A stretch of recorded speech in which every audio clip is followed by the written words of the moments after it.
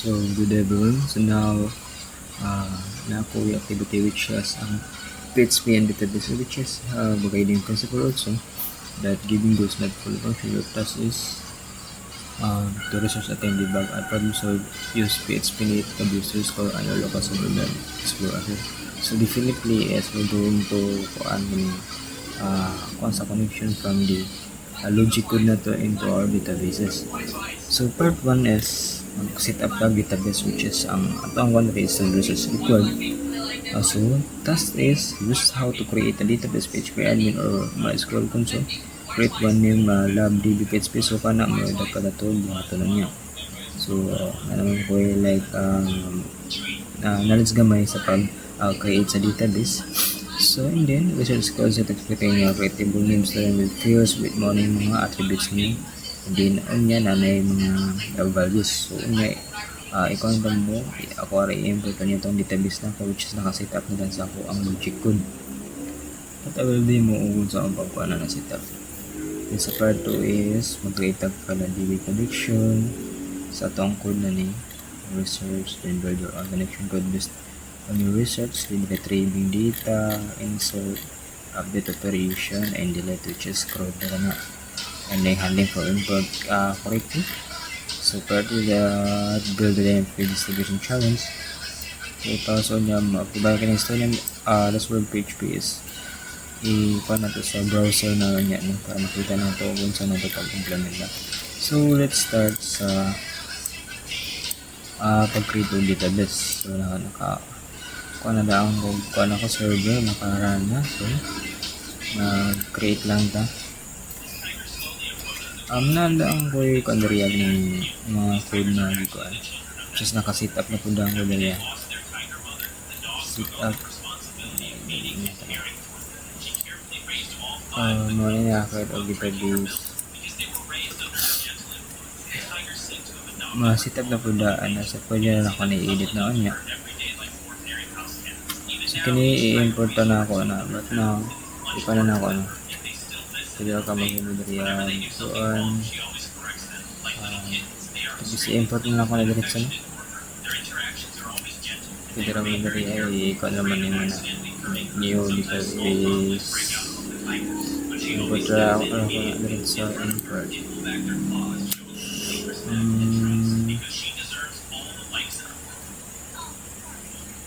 Example, mag-create na lang create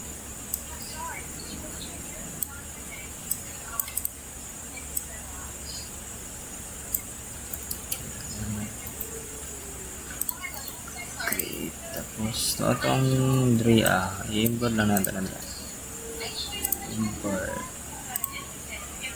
choose kini mo na ang mga sulod ng mga data. Okay, import ito na. So natay attributes diri or table name na students. Yung attributes niya, ID, full name, course, sabot tayo mga gipang insert diri na mga value na kuan dyan, computer science and Smith, mga value na ito na. So now let's proceed lang sa itong logic code. Hindi natin later on i-discuss rin natin na kung sa ikuan na niya. So proceed lang ta sa kanang mga code operation.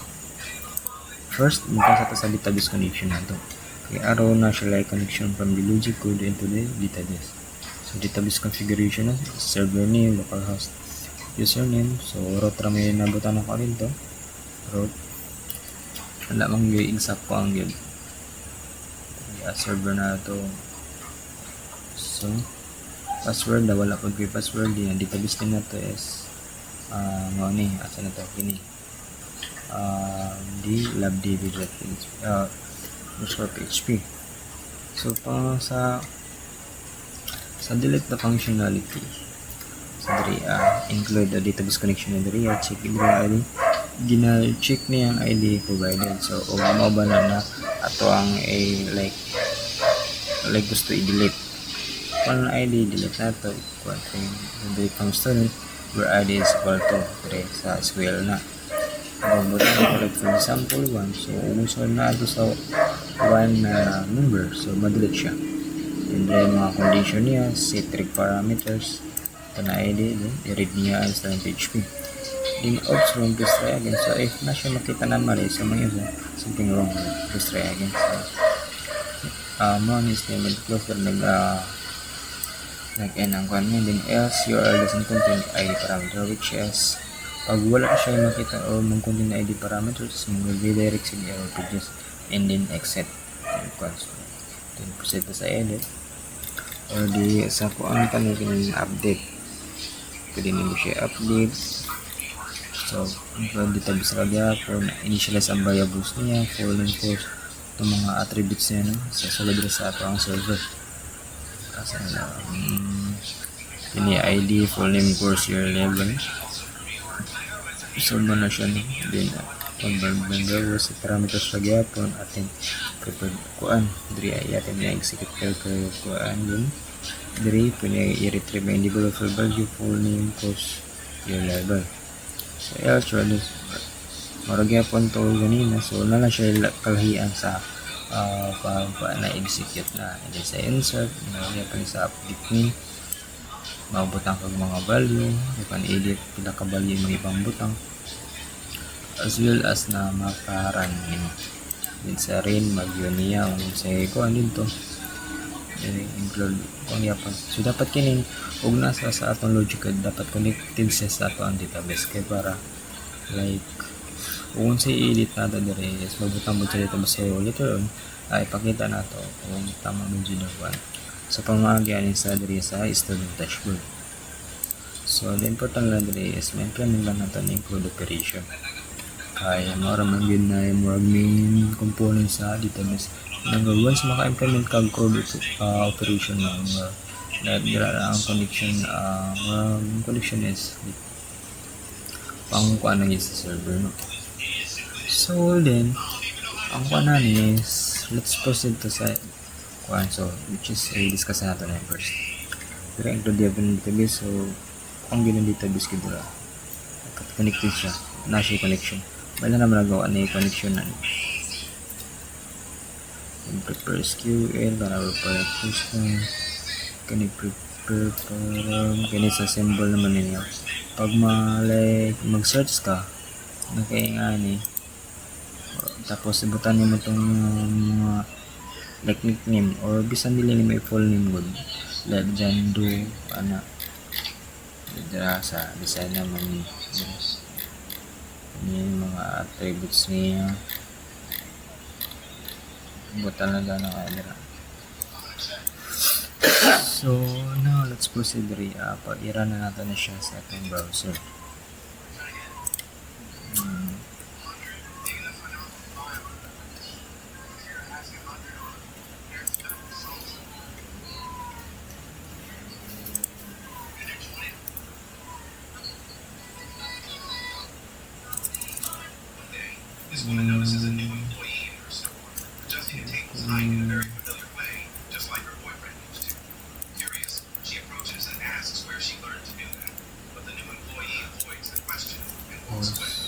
Later, she meets her again and invites her to dinner that evening. When she asks for her name, the woman replies, Han Chai-kyung. That night, she visits her home for dinner. But as soon as she arrives, she notices something strange. The house is filled with her boyfriend's belongings.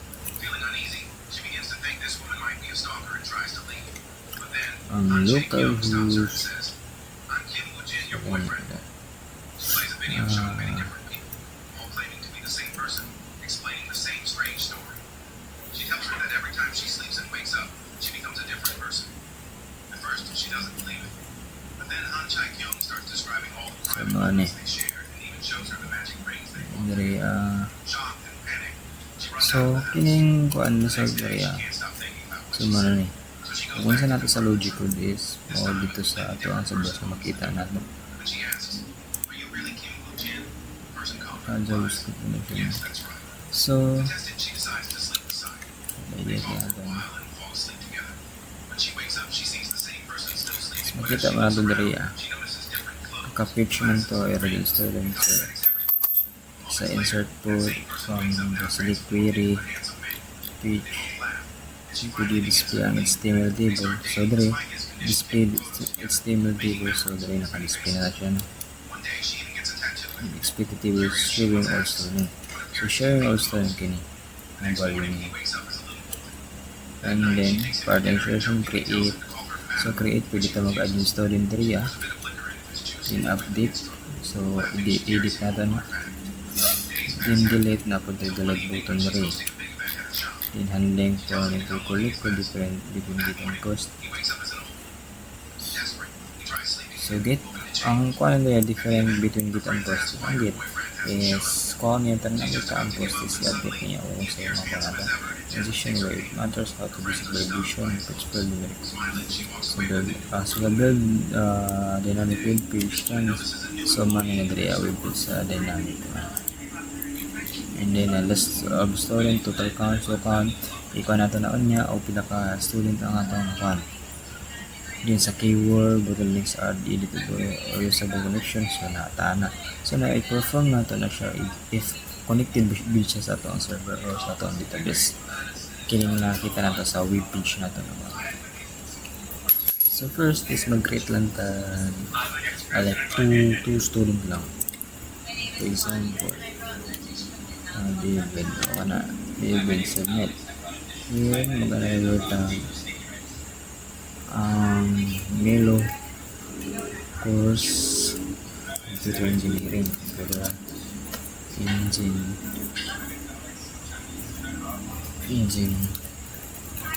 engineering 4 and submit, and then muna na so dapat kini ato mga values kariya is dapat mo top up po na dito sa ato ang database. So dapat kining na-add nato kariya is natupod na sa ato ang server. So pag na maabot na dito, pasabot na siya connection dito. So ato nato siya. Okay, parewa naman nato na siya na tapos pag-refresh nato na siya. O diba? Nara. So, for like itong kuan, kabutan diri na let's say gusto nila naman na tutorial you must use how to use count. So, in how to use count, pasabot sa count is magbilangon niya how many values or napa-input na or input na to sa ato ang mga attributes. So, pag ato ang i-declare niya ito na like in a method or the variable count is create. So nakilibot ng dari adaan para di lang malimitan ang mga parameter. So select student. So dari i-run natin sa SQL student. So umugaw sana 5 kung anong 5 man nakita natin sa student na to how many students have is 5. So manilink niya 5.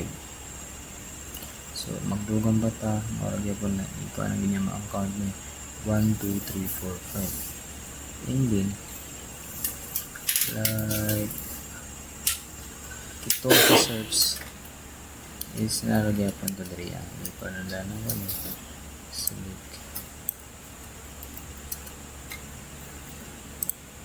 diri select balik for example select balik wala pa kakakuan diri kabalo select keyword for example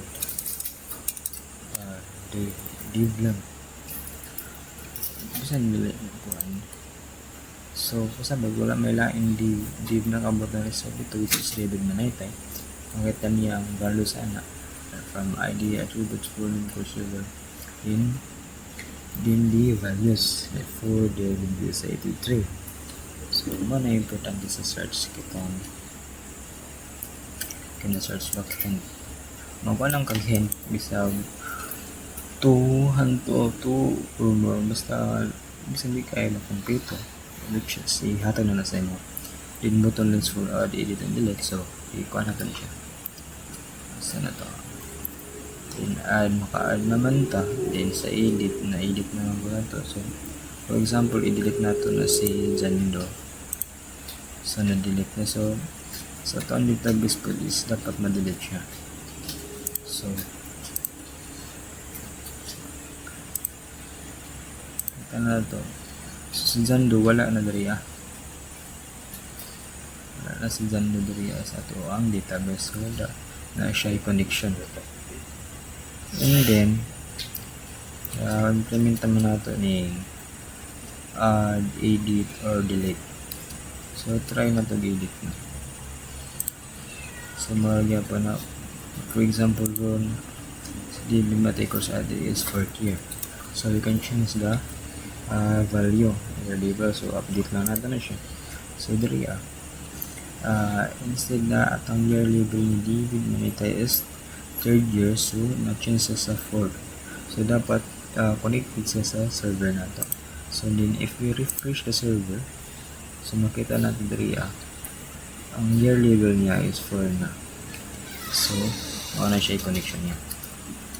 So maura to like na explain naman nato ang tiny code implementation or information system. So basic lang ang kuha nato niya implementation. Kaya ang provided naman tani is mag-combine ng everything to one working mini system. So dapat like ma-implement lang natin itong code operation, which is nag-apply po na dito ang count na emphasize mo natin sa country, and then the search box which is hint lang, and then the buttons next for add, edit, and delete, and also the reusable connection file. So marato. So that's all. Thank you.